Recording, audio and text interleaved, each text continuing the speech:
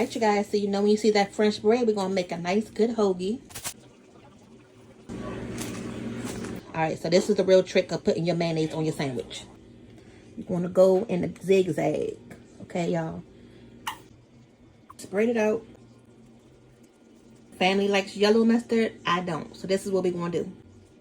And then for my half, I got some honey mustard. Yep, Burger King was right on time today. So you won't get it confused. Look at these prices on the cheeses you can get from the deli. The Baby Swiss, Smoked Master Ham, and Maple Honey. $2.35, y'all. And then we get them cut nice and thin. Okay. The cheese. And then you can't have a good hoagie without some hoagie spread. And this is the hot one, y'all. Take some of this solid supreme. Onion powder. A little bit of this oregano. Then we're going to close it on up.